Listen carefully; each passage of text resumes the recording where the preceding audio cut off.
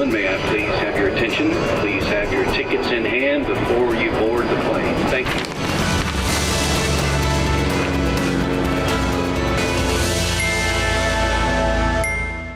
Hello and welcome. I'm Johan Castell and you're watching Wings. On the show today, we look at what Lakshadweep is all about. While in Saudi Arabia, we soared over the serene sands of Alula in a helicopter. Up north, brave bathers ran into the frigid waters of the Atlantic Ocean, according to decades-old traditions. And in China, the Harbin Ice and Snow Festival draws a crowd in the middle of winter. Let's begin. Lakshadweep has been in the news recently, but do you know where it's located and what to do there? Take a look at our report.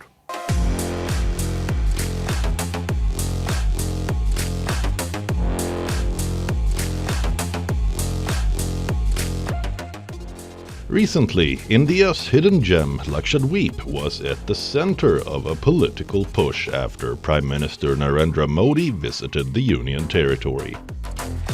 Modi shared his thoughts on social media, grateful for a nice experience. He shared clips of walking on the beach, meditating by the shore, and even trying snorkeling. His visit signified a push to showcase the wonders of Lakshadweep to the nation, and he managed to raise awareness of the beauty of this place to the world. This led to unwanted criticism from 3 Maldivian ministers who were later suspended for their anti-India comments on social media. As a result, this caused many Indians to boycott Maldives and cancel their trips, and a renewed interest in Lakshadweep was seen. In fact, a travel agency claims it witnessed a 3,400% surge in searches for Lakshadweep since Modi's visit. So why should you pack your bags and head to Lakshadweep? Let's explore. Lakshadweep, with its azure waters and coral islands, offers a paradise away from the ordinary. Crystal clear lagoons and vibrant marine life make it a haven for nature enthusiasts. The islands are not overrun by tourists and offer a pristine experience for visitors interested in visiting a small community. Now, let's talk about the exciting activities you can indulge in when you visit Lakshadweep. Whether you're an adventure seeker or looking for a relaxing getaway, Lakshadweep has it all. From snorkeling in the vibrant coral gardens to exploring in the underwater world by scuba diving, there are many water sports to try in this island paradise, like kite surfing, kayaking, canoeing, game fishing, parasailing, sailing in a yacht, glass-bottom boat rides, surfing, water skiing, dolphin watching, island hopping, and jet skiing. Almost every imaginable water sports activity under the sun is available here, and it is a true haven for adventurers. Enjoy the local culture, savoring the delicious cuisine. Some famous dishes from Lakshadweep include fish and meals made with coconut. How about fried squid for an appetizer and a main course of lobster masala, perhaps with mussel pickle as a condiment? Lakshadweep is a paradise waiting to be explored. So what are you waiting for? Pack your bags, experience the warmth of Lakshadweep, and make memories that will last a lifetime. We recently visited Saudi Arabia and jumped into a helicopter to soar over the desert dunes of a dry landscape. Take a look at what we saw.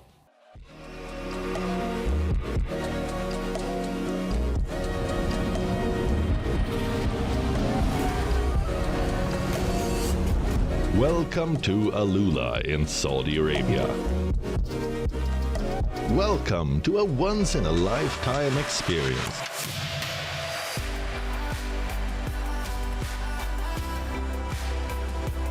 Today we're taking you on a heart-pounding helicopter ride over the enchanting landscapes of Alula, Saudi Arabia.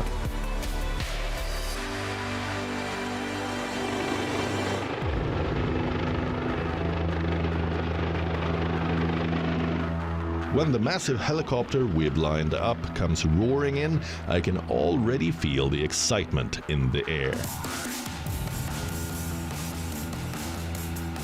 I make a move to get a seat in this huge helicopter that can seat up to 12 people plus 2 pilots. I am accompanied by Laura Alho, a fellow Scandinavian, who explains more about the landmarks as we move along. The helicopter maneuvers around the Maria Concert Hall, showcasing its reflective beauty against the desert backdrop. This impressive building is the largest mirrored building in the world.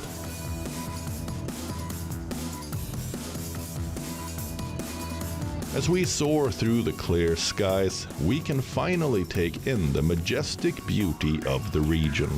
One of the first things we spot from the air is the resort we're staying in, the Banyan Tree, with its villas dotting the landscape. Over the next ridge of massive rock formations, we spot another resort further away, a luxurious resort called Habitas.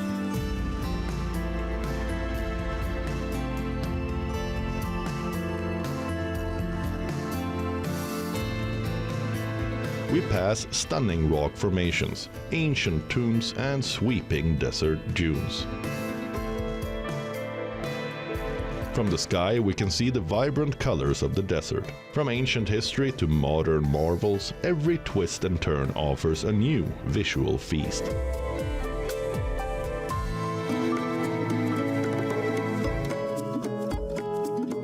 We pass a big rock outcropping surrounded by palm trees that looks like a giant cheesecake made of stone. Next is the old train station in the valley, where construction is in full swing to convert the site into a new luxury hotel with an old fort. The famous Elephant Rock is a natural wonder that stands tall amidst the Arabian desert.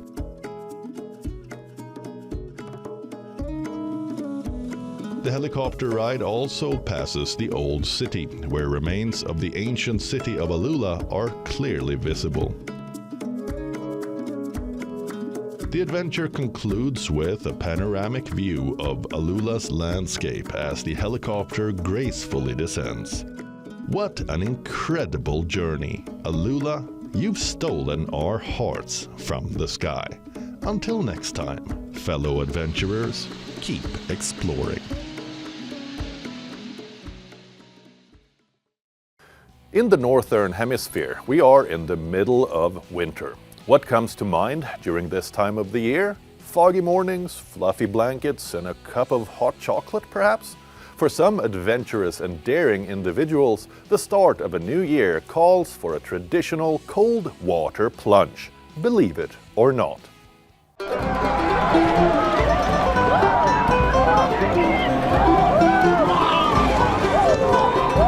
In Boston Harbor on New Year's Day, a multitude of individuals embraced the 120-year-old tradition of the polar plunge.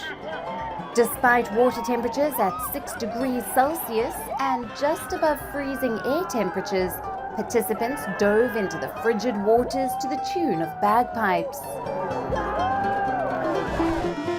Holding pictures of lost loved ones who had taken part in the festival before,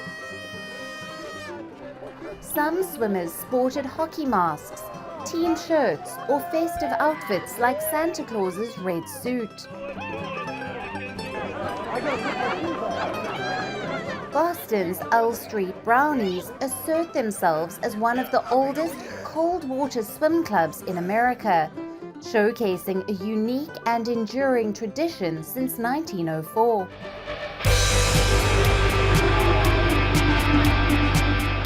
Over to the Netherlands now. In the coastal haven of Scheveningen in The Hague, thousands defied the brisk winds and waves on a chilly New Year's Day for the annual Nieuwjaarsduik or New Year's Dive.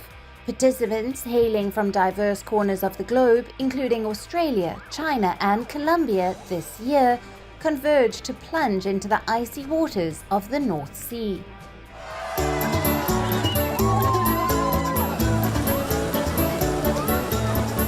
Over to Portugal now.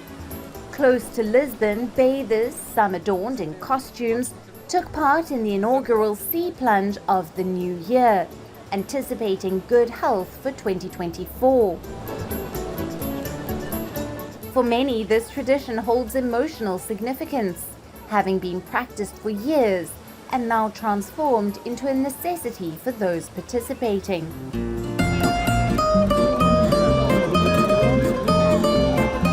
Maintaining a yearly custom, residents of Rome joyfully leap off a bridge into the Tiber River to usher in the new year. This is a spectacle in the Italian capital that has been taking place annually for decades. The event dates back to 1946, when an unemployed lifeguard showcased his stunt skills. Now an annual tradition, hundreds gather to witness these daring jumps each year. Notably, Mr. OK, a 71-year-old local celebrity in Rome, opted out of the jump this year due to back pain and turned away from the designated jumping point.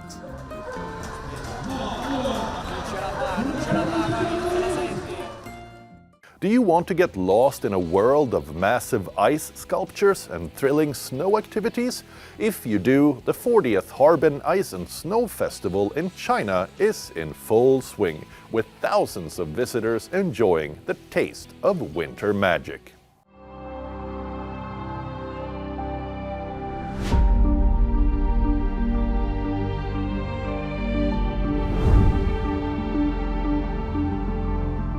Welcome to the spectacular 40th Harbin Ice and Snow Festival in China.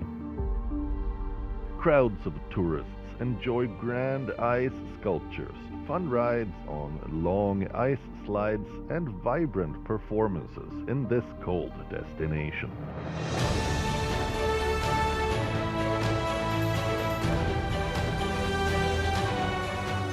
Situated over 1,200 kilometers from Beijing, this dreamy ice park offers a wholesome winter experience.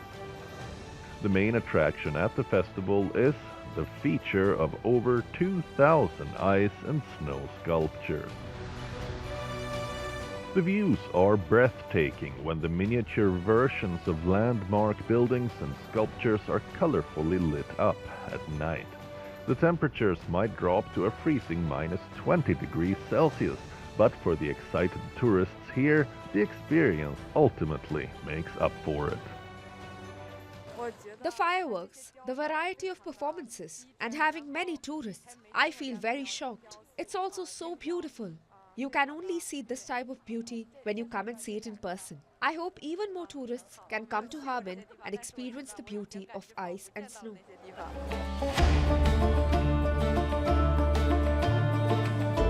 One of the most exciting attractions at the fest is the 521-meter-long ice slide ride, despite long waiting queues. Visitors can also enjoy sitting at the ferry wheel, driving ice skating vehicles, or ice biking. Featuring performances by artists from 12 countries to a big cheering crowd. The carnival also transforms into a song and dance fiesta. The Harbin Festival has made a successful comeback this year with a record number of visitors. Over the New Year holiday, it drew over 3 million visitors, generating a staggering revenue of $826 million. This snowy carnival has undoubtedly become China's most popular winter tourism destination this month. I think the ice sculptures look really realistic. I've never seen sculptures like these before. It's really beautiful. The two sculptures behind us of the Notre Dame in Paris and Temple of Heaven in China are really great. I've never been to these places before, but I feel like I've already seen it in person. We suggest you visit this snowy dreamland set to run until the end of February. What do the Eiffel Tower, the Statue of Liberty, a church in Mexico and a French viaduct have in common? They were all among the works of French engineer Gustave Eiffel, who died 100 years ago.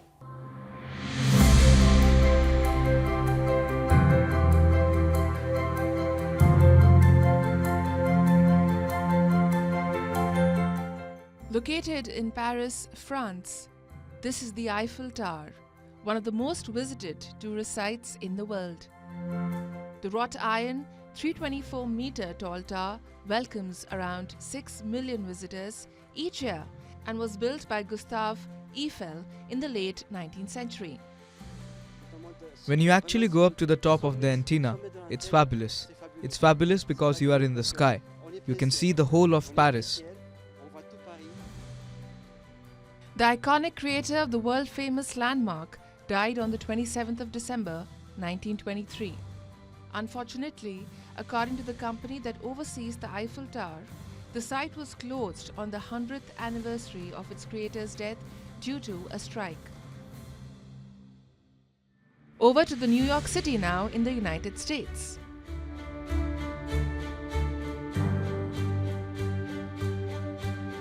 This is one of the most iconic sites in the Big Apple, the Statue of Liberty.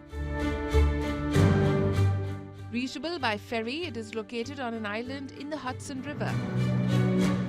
This landmark of New York is known as America's greatest symbol of freedom and opportunity. It commemorates the friendship between the United States and France that began during the American Revolution and is loved by tourists and residents alike.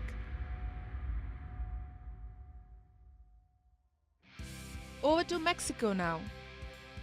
In Santa Rosalia, in the Baja California Sur state, stands the Santa Barbara Church that the famed French architect designed for the 1889 Paris Exposition. 8 years later, in 1897, it was brought to the small community that faces the Gulf of California. This prefabricated iron church is still in active use today and was originally acquired by the Bolio Mining Company, which installed it in the quaint seaside town, where it remains a highlight for tourists.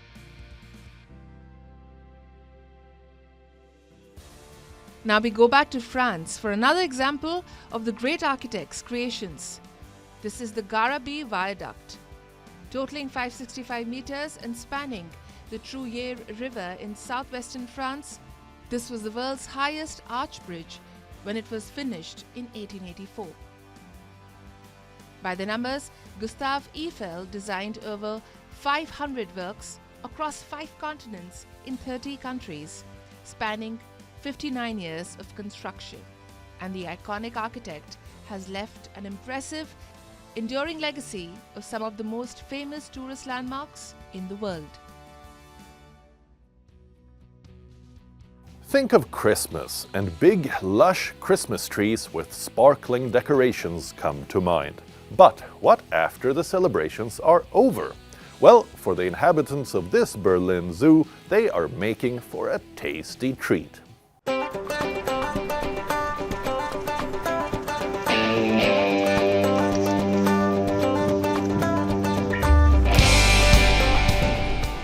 This is the Berlin Zoo in Germany. And recently, its furry residents enjoyed some post-Christmas cheer by munching away on leftover Christmas trees.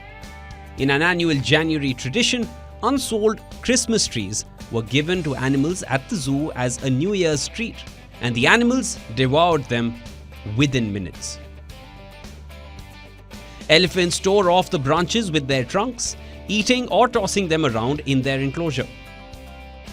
The zoo's European bison also had fun nuzzling into the trees and munching away on the greenery.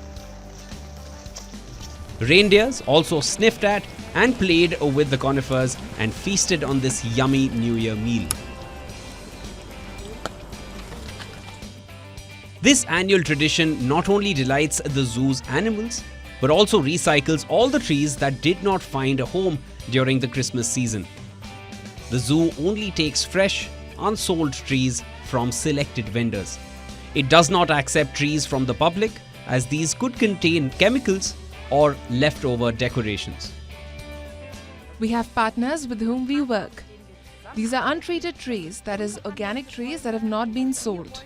These are then packed up by the Christmas tree sellers and brought to us at the beginning of January. This year, 2 lorries full of trees were delivered to us. We are delighted.